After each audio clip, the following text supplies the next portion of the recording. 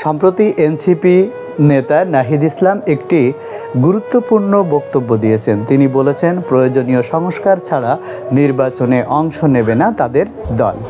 এই কথাটি শুধু একটা দলের হুঁশিয়ারি নয়, বরং এটি বাংলাদেশের নির্বাচন ব্যবস্থার এক প্রতি নাগরিক আস্থার বাস্তব প্রতিফলন। প্রশ্ন উঠতে পারে, এনসিপি এই এনসিপি আসলে কারা এবং কেন এই বক্তব্য দিল, এমন একটা প্রশ্ন আসতে পারে, তাই না? এনসিপি কি জাতীয়তাবাদী নাগরিক আন্দোলনের একটি প্ল্যাটফর্ম। তুলনামূলকভাবে নতুন হলেও তারা গত কয়েক বছর ধরে রাজনীতিতে সক্রিয়। তারা বলছে, বর্তমান অবস্থায় স্বচ্ছতা, সমতা, ভোটাধিকার প্রশ্নবিদ্ধ। তাই নির্বাচন কমিশনের জাতীয়তা, প্রশাসনের নিরপেক্ষতা, ইভিএম ব্যবহারের নিয়মনীতি এসব না বদলালে তারা নির্বাচনে অংশ নেবে না।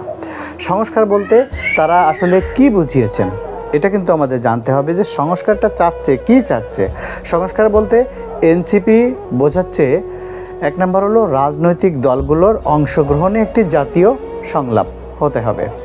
2 নম্বর হচ্ছে নির্বাচন কমিশনের নতুন কাঠামো করতে হবে।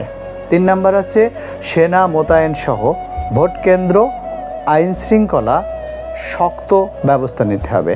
4 নম্বর হলো সরকারি দলের পক্ষপাতিত্ব রোধে পদক্ষেপ নিতে হবে। নির্বাচন যেন সাজানো খেলা না হয়।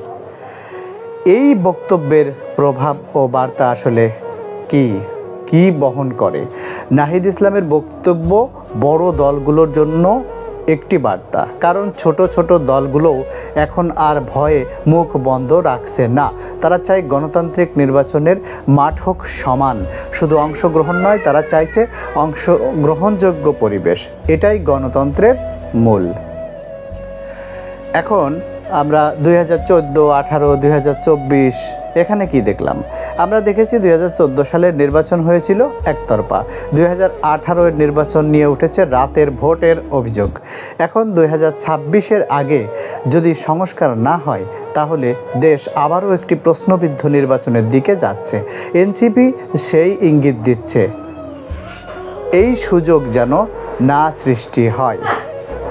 এখন প্রশ্ন হলো কি, যে নাহিদ ইসলামের বক্তব্য হয়তো এখন ছোট শোনাতে পারে, কিন্তু এটি গণতন্ত্রের শ্বাস প্রশ্বাস, অংশগ্রহণ নয় পরিবেশ। সেটা ঠিক না থাকলে নির্বাচন শুধু অনুষ্ঠান, জনমতের প্রতিফলন কিন্তু নয়। আপনি কি ভাবেন? ছোট দলগুলোর এই অবস্থান কি যুক্তিসঙ্গত? সংস্কার ছাড়া নির্বাচন হওয়া কি গণতন্ত্রের জন্য হুমকি নয়? মতামত দিন কমেন্টে। আর বিশ্লেষণ দেখতে পরামর্শ টিভিতে চোখ রাখুন সবসময়। আল্লাহ হাফেজ।